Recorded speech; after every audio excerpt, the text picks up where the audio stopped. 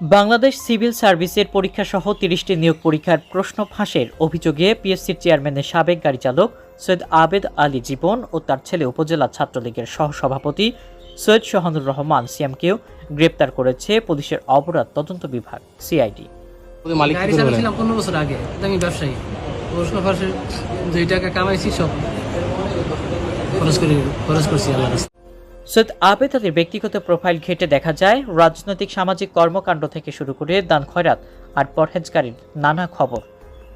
গণমাধ্যমের সঙ্গে এক সাক্ষাৎকারে আবেদ আলীর কাছে জিজ্ঞাসা করা হয় প্রশ্ন ফাঁসে কত টাকা ইনকাম করেছেন। জবাবে আবেদ আলী বলেন, প্রশ্ন ফাঁসে যত টাকা কামাই করেছি সব খরচ করেছি আল্লাহর রাস্তায়। গত 12 জুন আবেদ আলী তার ফেসবুকের এক পোস্টে লিখেন, আমার জীবনে কোনোদিন অসৎ উপায় অবলম্বন করিনি, গায়ে খেটে ভাগ্য পরিবর্তন করেছি। এদিকে বেসরকারি একটি টেলিভিশন চ্যানেলে অনুসন্ধানী প্রতিবেদন প্রকাশের পর সাঁড়াশি অভিযানে নামে সিআইডি।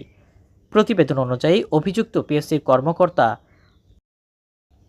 উল্লেখ্য, মাদারীপুরের ডাসার উপজেলার বাসিন্দা আবেদ আলী একজন ড্রাইভার হলেও তার কোটি কোটি টাকার সম্পদের তথ্য সামনে এসেছে।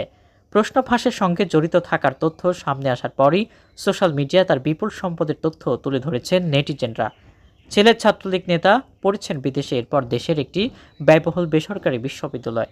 ঢাকার ভেতর তার 2টি বহু ভবন রয়েছে। মাদারীপুরে আলিশান বাড়ি রয়েছে, এমন তথ্য সামনে এসেছে। সর্বশেষ উপজেলা পরিষদ নির্বাচনে চেয়ারম্যান পদে নির্বাচনের জন্য প্রচারণাও চালিয়েছেন আবেদ আলী। আবেদ আলী সমাজের বিত্তবান ও প্রভাবশালীদের সঙ্গে নিয়মিত চলাফেরা করতেন, প্রশাসনের কর্তা ব্যক্তিদের সঙ্গেও উঠবস করতেন। এদিকে ছেলে সৈয়দ সোহানুর রহমান সিয়াম ডাসার উপজেলা ছাত্রলীগের সহসভাপতি জীবন মানুষকে সাহায্য করে সেই ভিডিও প্রচার করেন সামাজিক যোগাযোগ মাধ্যমে।